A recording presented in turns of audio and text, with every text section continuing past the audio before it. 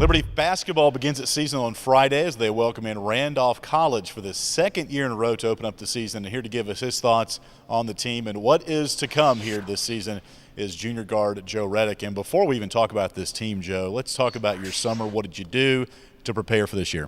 Just worked out every day, worked out on the little things I know I need to get better at, things I talked to coaches, offhand, shooting, and things like that. A lot of people will say about your game, Joe, is how much it improved last year from the beginning all the way until March. And it's evident by looking at your stats. What do you think you improved on most throughout the progression of last year? I wouldn't really say it's just much of an improvement. It was just I really just let the game come to myself, let the coaches' confidence that they had in me, let that finally just build into myself, and just took off and played my game. A couple of games that come to mind for me, the game at UNC Asheville, the game at Furman, a couple of games where you did let the game come to you, as they say. Let's go back to that Furman game. It was back in December a year ago, and what you remember from that game, and when the game does slow down for players, what exactly does that mean? I use it as slow down to mean, well, I don't try to force things. I don't try to just get my shot up real quick or just try to make a play for somebody. Just if I see the opening and I take the lane, things like that. That's what I mean when I say let the game come to me. And then that game was a perfect time for that. We were down a lot.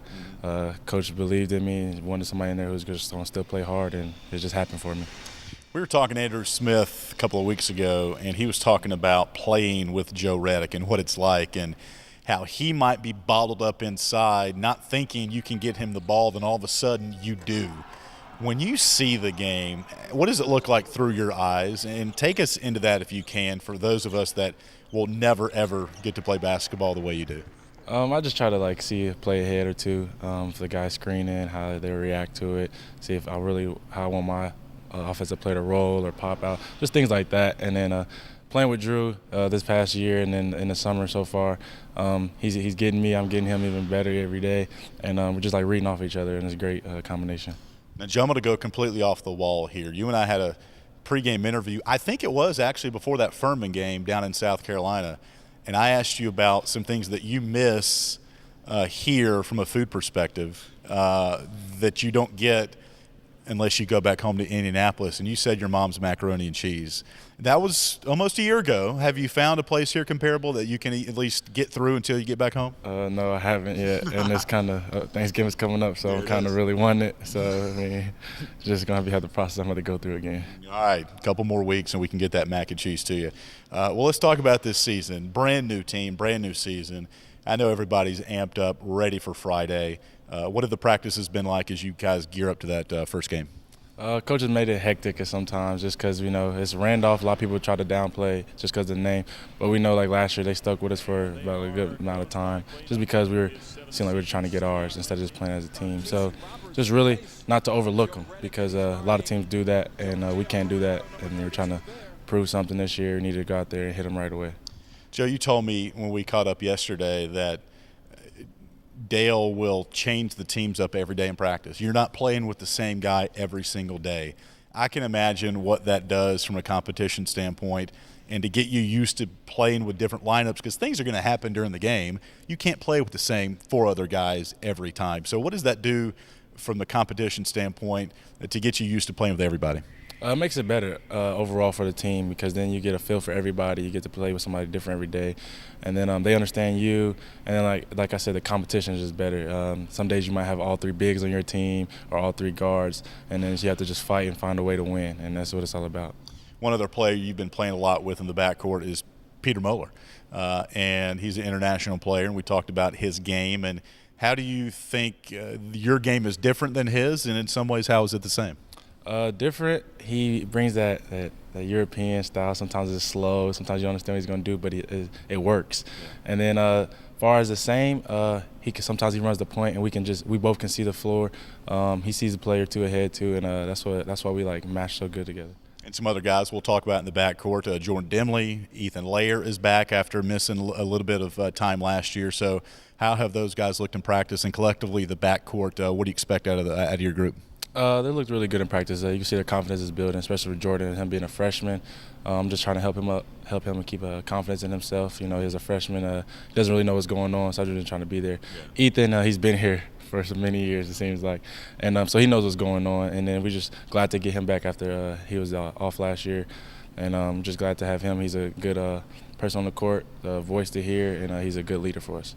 I don't know if you know, Joe, as we wrap this up, a lot of the renovations that have gone on at the Vine Center from a lighting perspective, they're going to be able to dim the lights for the pregame introductions, and it's going to have an NBA-type feel when you look at the courts. Have you guys known about that, and what has been the reaction to practicing on the new kind of renovations? Not so much the court, but just the gym in general. Yeah, we heard about it. When we heard about it, everyone on the team was hype about it, kind of excited, couldn't wait for the lights to get in. And ever since we've been out there, we love it. No complaints about it. The lights don't bother us or anything like that, so we just can't wait.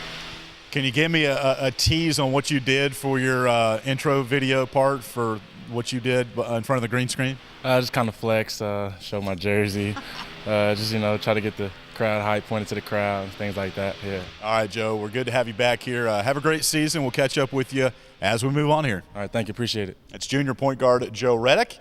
Here's some thoughts from head coach Dale Layer. Time now to catch up with head coach Dale Layers. The Flames and Randolph College Wildcats kick off the season, or tip-off, whichever one you like, on Friday here at the Vine Center at 8:30. Coach, game week is here. What's it been like for you and the troops? Just normal to this point, but it'll be abnormal on Thursday when we really start gearing up toward Randolph. Early in the week, it was a little bit just normal, what we're trying to do. We're worried more about ourselves than somebody else, but Wednesday night, Thursday, Friday, it'll be all of our attention on Randolph. What's been fun about meshing? You do it each year, coaches do, new kids with returning players. What's that dynamic been like for you specifically this workout preseason for you? Each team is a different organism. It takes on a life and character of its own. We've done some things to try to match guys together that we had dinner for two one night on our retreat, so they had to have a date night with one another. We paired them up with guys they typically don't spend time with, and two of the guys have become really good buddies because of that. And so you try to do some things like that, match them up with different roommates on the road, give them experiences with one another, have them all speak to the team on different occasions, and everybody can ask certain guys questions. And so you try to do some things to kind of bring out some common bonds among each other. And so it's kind of fun. It's kind of cool. You learn a lot, and I think everybody grows as a result. I might have to do the same thing with some of your support staff on the road when we travel. Go to dinner, go to lunch with them before the game, maybe. I think you owe your wife a date night more than anybody else. That's true. Especially overlapping football and basketball seasons. But more than one player has told me this year, Coach, and again, coaches do this, it seems like week in and week out when it comes to practice, but changing up the team so the same kids aren't always playing with each other, and how much that has helped them during preseason practice and how much more competition it brings out. So take me into the philosophy and how you do that in your practice. There are times during the year you need to work with your top 6, 7, sometimes 8 against the other guys. There are other times where you can mix it up. Typically when you do mix it up, it's better competition. You go 2 starters against 3 starters, or top 3 against of one part of the top 6 against the other 3 of the top 6, and it does bring out the competition. So it kind of depends on the preparation, the time of the week, when the next game is, what you want to work on. But yeah, it's purposeful, but there are times you can and can't do it. And finally, on the eve of this season, tipping off on Friday, what early season questions do you have that you look forward to seeing some answers first couple of games? Who plays well when the lights are on and the scoreboard's working and cheerleaders are cheering? Sometimes guys are practice players. Some guys are gamers, and you don't know what the pressure and competition and intensity brings out in certain guys. I've got my own ideas. We've got some good guys that are returning, 3 starters, so I know a lot about those 3.